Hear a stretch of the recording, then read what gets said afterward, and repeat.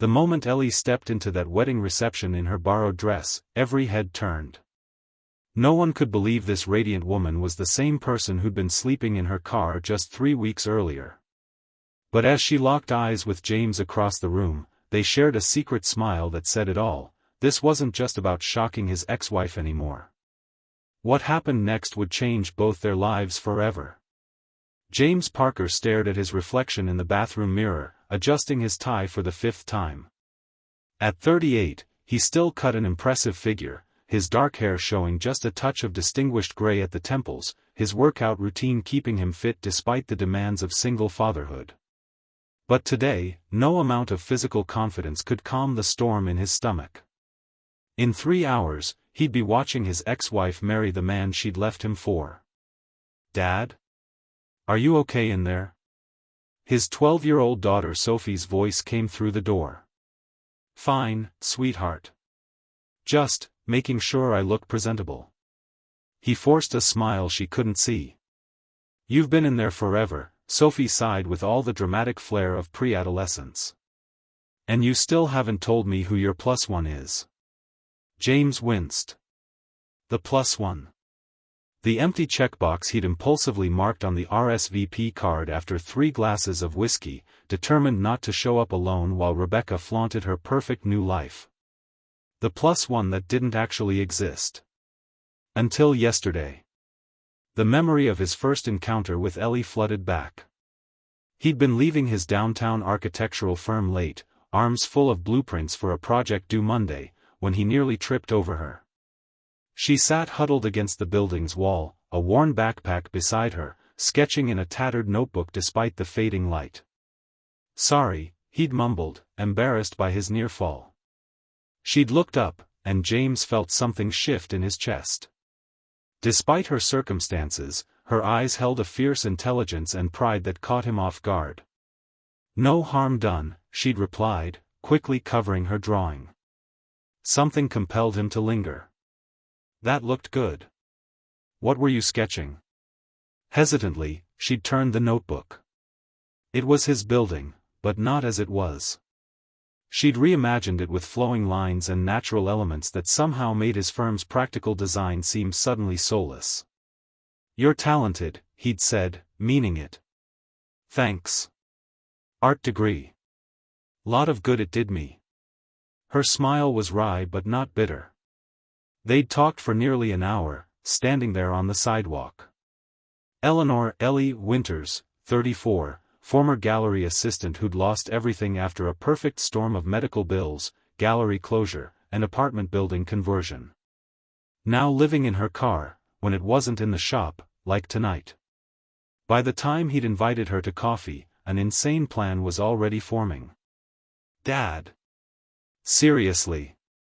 Sophie's impatient voice yanked him back to the present. James opened the bathroom door. "Sorry, kiddo. Just nervous." Sophie studied him with eyes too perceptive for her age. "Because of Mom?" "No," he lied. It's complicated." The doorbell rang, saving him from further explanation. "That's her." Sophie raced to the door before James could stop her. When he reached the entryway, Sophie was staring open-mouthed at their visitor. The woman on their doorstep barely resembled the person he'd met yesterday. After a night in his guest room, a trip to the salon he'd insisted on paying for, and clothes borrowed from his sister, Ellie looked transformed. Her long auburn hair fell in soft waves past her shoulders, and the simple blue dress complemented her fair skin perfectly. But it was the spark in her eyes, part mischief, part gratitude, part something else entirely, that truly changed her. "You must be Sophie," Ellie said warmly. "Your dad's told me so much about you." Sophie shot her father a suspicious look. "He's told me absolutely nothing about you." "Sophie." James admonished, but Ellie laughed. "Fair enough. I'm Ellie. Your dad and I met recently, and he was kind enough to invite me to this wedding." "Are you his girlfriend?" Sophie asked bluntly. James felt his face heat. "Sophie, that's not." "No," Ellie answered calmly. "I'm just a friend who needed a place to stay and a reason to dress up." She winked at Sophie. "And your dad needed someone to help him look good in front of your mom." Sophie's face broke into a grin. "I like her," she announced to James. As they drove to the venue, James couldn't help wondering if he'd made a terrible mistake. What had seemed like brilliant revenge yesterday now felt childish and potentially cruel. Ellie must have sensed his doubt. "We can still call this off," she said quietly while Sophie was distracted by her phone in the back seat. "I can be conveniently ill. You can drop me at a hotel." "No," James said firmly. "I'm not backing out. Unless, you want to." Ellie studied him for a moment. "You're not doing this to hurt her, are you? Your ex?" The question caught him off guard. "I thought I was," he admitted. "But now I'm not sure what I'm doing." "Good answer," she said with a small smile. "And for what it's worth, I think you're doing this because you need to prove something to yourself, not to her." James felt strangely exposed. "And what am I getting out of this arrangement, Dr. Freud?" "A stunning date who'll make everyone wonder what they missed about you," she replied with a playful confidence that made him laugh despite his nerves. "And what are you getting?" he asked more seriously. Her smile faded slightly. "A night of pretending my life didn't fall apart. A good meal. And..." She hesitated, "the chance to help someone else feel less alone. That matters to me." Something in her voice made James want to pull the car over and continue this conversation for hours, but they were already turning into the venue's parking lot, an elegant vineyard estate that Rebecca had always talked about during their marriage. "Ready for this?" he asked as he turned off the engine. Ellie straightened her shoulders. "Born ready. But fair warning, I was a theater kid before I was an art major. I might get invested in the role. Just don't propose to me before my ex cuts the cake," he joked. "No promises," she shot back with a wink that sent an unexpected thrill through him. If you're enjoying this story of unexpected connection, hit that like button and let me know in the comments. The ceremony was beautiful, James had to admit. Rebecca looked radiant as she exchanged vows with Daniel, the pediatric surgeon she'd met while volunteering at the Children's Hospital, a hobby she'd taken up after their divorce. James searched his heart for jealousy or regret but found only a dull ache of nostalgia for what they'd once had. Sophie sat between him and Ellie during the ceremony, occasionally glancing between them with undisguised curiosity. When Rebecca and Daniel sealed their vows with a kiss, James felt Ellie's hand briefly touch his in a gesture of support that meant more than it should have. It was during the reception that things truly became interesting. James had expected awkward small talk with mutual friends and perhaps some pitying glances. What he hadn't expected was for Ellie to become the center of attention. It started when she charmed Sophie's grandparents, Rebecca's parents, who had always found James too reserved, with stories of art restoration that had them laughing within minutes. Then she rescued James from an uncomfortable conversation with Rebecca's college friends by appearing at his side with champagne and a perfectly timed comment about the venue's architecture that showcased his professional expertise. "Where did you find her?" James's former brother-in-law asked incredulously after Ellie had expertly discussed football with him before being pulled away by another guest. "Just got lucky, I guess," James replied, watching as she captivated yet another group with what appeared to be a hilarious story, her hands animating her words, her face alight with expression. The strange thing was, none of it felt like an act. The woman working the room wasn't playing a role, she was simply Ellie, but an Ellie who had been given permission to shine. The moment that truly changed everything came after dinner. The band started playing, and couples moved to the dance floor. James was returning from getting drinks when he saw Rebecca approaching Ellie, who sat alone at their table. He froze, too far away to intervene but close enough to see the polite smiles on both women's faces.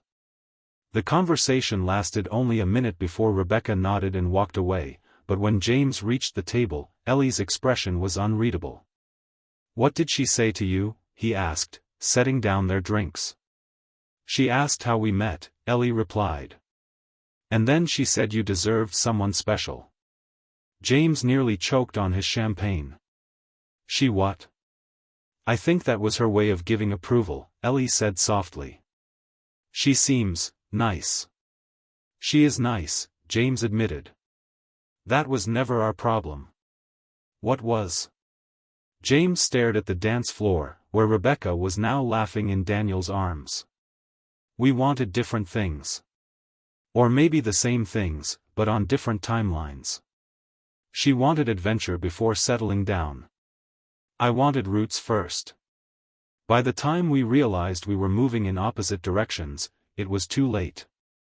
Ellie was quiet for a moment. Do you regret it? The divorce? I regret that Sophie had to go through it, he said honestly. But no. Rebecca's happier now. And I'm. He trailed off, unsure how to finish. Still figuring it out? Ellie suggested. Their eyes met, and something electric passed between them. Before James could respond, Sophie appeared, breathless from dancing. Dad! They're playing your song. James listened and recognized the opening notes of Come Away With Me by Norah Jones, not his and Rebecca's song, but one he'd always loved. I don't really dance, Sophie, he began, but Ellie was already standing. I do, she said, holding out her hand. And something tells me you're better than you think. He hesitated only briefly before taking her hand. As they moved onto the dance floor, he felt dozens of eyes on them, including Rebecca's. For a moment, he was acutely aware of how this looked, him dancing with a beautiful stranger at his ex-wife's wedding. But then Ellie stepped closer, and the rest of the room seemed to fade away. Everyone's watching, she murmured. Let them, he replied, surprising himself with his indifference. They moved together with unexpected ease, as if they'd danced 100 times before. James found himself telling her things he rarely shared, about his passion projects in sustainable architecture, his dreams of designing spaces that healed rather than just housed, his fears about raising Sophie alone. Ellie listened, really listened, then shared her own story, her childhood in foster care, her scholarship to art school, the mentor who'd believed in her talent, and the series of setbacks that had eventually left her homeless but never hopeless. I still paint, she confessed. Even when I was sleeping in my car. I'd use the free Wi-Fi at cafes to find public art calls and competitions. Sent in digital submissions from library computers. Did you ever win? James asked. A shadow crossed her face. Finalist, 3 times. But you need a permanent address for the prize money. And a bank account. And eventually, I stopped having both. The song ended, but neither of them moved apart. Another began, and they continued dancing, lost in conversation. It wasn't until much later, when the reception was winding down, that James realized they'd danced to nearly every song. Sophie had long since fallen asleep in a chair, watched over by her grandparents. Rebecca and Daniel had departed for their honeymoon. And still, James and Ellie remained on the dance floor, talking as if they'd known each other for years instead of hours. We should probably go, James said reluctantly as the band announced their final number. Ellie nodded, but there was uncertainty in her eyes. James, thank you for today. For everything. He knew she was thinking about tomorrow, about returning to her precarious existence after this brief fantasy. Stay with us, he said impulsively. Not just tonight. Until you get back on your feet. She stiffened. I don't need charity. It's not charity, he insisted. It's an investment. In what? In your art. In your future. He took a deep breath. My firm has been looking for an in-house artist to collaborate on presentations. The pay's decent, with benefits. The guest room is yours for as long as you need it. Ellie stepped back, her expression guarded. You don't even know if I'm any good. I saw your sketch. And I trust my instincts. Your instincts told you to bring a homeless woman to your ex-wife's wedding, she pointed out. James laughed. And look how well that turned out. For a moment, he thought she would refuse. Then her face softened. I can't accept a job I haven't earned. Then interview for it. Properly. Bring your portfolio. If you're not right for it, I'll help you find something else. She studied him, searching for ulterior motives. Why would you do this for a stranger? James considered his answer carefully. Because today made me realize something. For 3 years since the divorce, I've been stuck, going through the motions, focusing on Sophie and work, but not really living. Today, talking with you, I felt awake again. The vulnerability in his admission hung between them. Finally, Ellie spoke. 1 month, she said. I'll stay 1 month, interview for the position, and contribute to expenses once I'm working. And I'll help with Sophie when you need it. Deal, James said, relief washing over him. As the final notes of the last song faded, James looked around the nearly empty reception hall, at the abandoned centerpieces and half-empty champagne glasses, at Sophie sleeping peacefully nearby, and at the remarkable woman still holding his hand. You know what's strange, he said quietly. I came here dreading this day, thinking it would remind me of everything I'd lost. Instead, Ellie prompted when he paused. Instead, it feels like the first day of something new. 6 months later, James stood in a crowded gallery, watching with pride as Ellie guided visitors through her first solo exhibition, paintings that told the story of resilience, homelessness, and unexpected second chances. The centerpiece was a large canvas showing a man and woman dancing at a wedding, their figures slightly blurred as if in motion, while everyone around them was rendered in perfect stillness. Sophie stood beside him, now 13 and fiercely protective of both her father and the woman who had become such an important part of their lives. Are you going to ask her soon? Sophie whispered, nodding toward the small velvet box James had been carrying in his pocket for weeks. Is it that obvious? He asked, embarrassed. Sophie rolled her eyes. To everyone except Ellie. She still thinks you're just being nice. James smiled. Well, I am nice. Dad, she turned your guest room into a studio, reorganized your entire filing system, and makes you laugh even when you're being grumpy about deadlines. And you look at her like she's the answer to a question you've been asking your whole life. That's not nice. That's love. From across the room, Ellie caught his eye and smiled, that same smile that had first captivated him when she was sitting on the sidewalk outside his office. In her elegant black dress, surrounded by admirers of her work, she looked nothing like the homeless woman he'd impulsively invited to his ex-wife's wedding. And yet she was exactly the same person, talented, resilient, and utterly authentic. You're right, he told Sophie. It is love. Later that night, after the exhibition closed to rave reviews and multiple sales, James took Ellie back to the vineyard where they'd first danced. Under a canopy of stars, he asked her to marry him.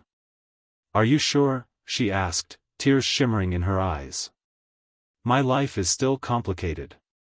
The gallery success doesn't erase everything that happened. I've never been more sure of anything, he said. Your complications, my complications, they're part of who we are. And I love who we are together.